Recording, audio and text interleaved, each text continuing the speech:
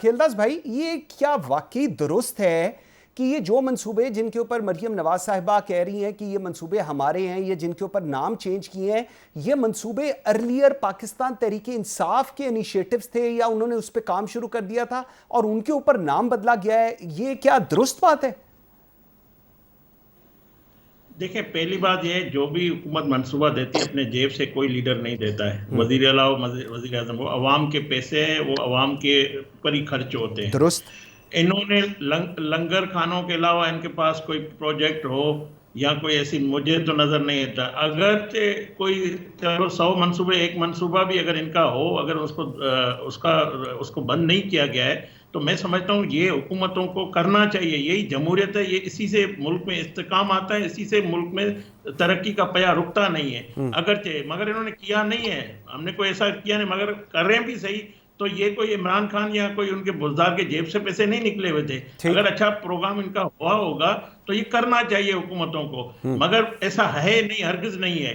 دیکھیں، مریم نواز صاحبہ کی کارکردگی ہے، مسلم لیگ نون کی جو عوام کا اعتماد ہے، اس کی وجہ ہی کارکردگی ہے. ہم نے مشکل فیصلے کیے، ہم نے مہنگا پیٹرول، ڈالر مہنگا ہو گیا، مہنگائی 38% چلی گئی، ان کی ناکامیوں کی وجہ سے، ان کی کارکردگی کی وجہ سے. مگر پاکستان کے عوام نے نواز شریف پہ، شہباز شریف صاحب پہ اعتماد کیا. ان کو پتا تھا یہ مشکلات سے لیکن کھیلداس بھائی میری بات سنیے گا، عوام ان کے بیکے میں نہیں آئی، عوام روڈوں میں نہیں آئی، عوام نے وہ قربانی دی، عوام نے وہ قیمت ادا کی ملک کے لیے.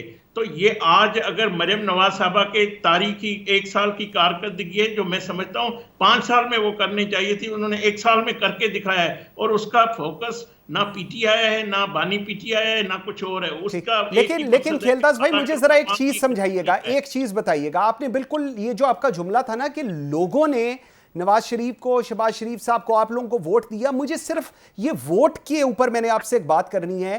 ابھی آپ کے ساتھ کابینہ کے اندر پرویز خٹک صاحب نے جوائن کیا ہے. پرویز خٹک صاحب کو آپ کے نون لیگ کے ایم این اے نے ہرایا ہے اور وہ ہمارے پروگرامز میں آتے ہیں. میرا سوال صرف یہ ہے کہ وہ ایم این اے اب جب پرویز خٹک کو کابینہ کے اندر دیکھے گا اور خود باہر بیٹھا دیکھے گا، تو وہ لوگ جنہوں نے اس کو ووٹ دیا ہے وہ کیا میسج لیں گے کہ کس قسم کی جمہوریت ہے یہ؟ دیکھیں، اگر منصور صاحب 2013 جیسا مینڈیٹ ہمارے پاس ہوتا تو ہم وہی کیبنٹ بناتے جس طرح 2013 میں نواز شریف صاحب نے بنائی. اس وقت سمجھو ایک قسم کی قومی حکومت ہے جس میں ہمیں پیپلز پارٹی کا بھی ووٹ شامل ہے، ایم کیو ایم بھی ہمارے ساتھ ہے کیبنٹ میں، اسی طرح باقی جماعتیں، باپ پارٹی. تو یہ سارے لوگ ہم کیوں ملے ہیں؟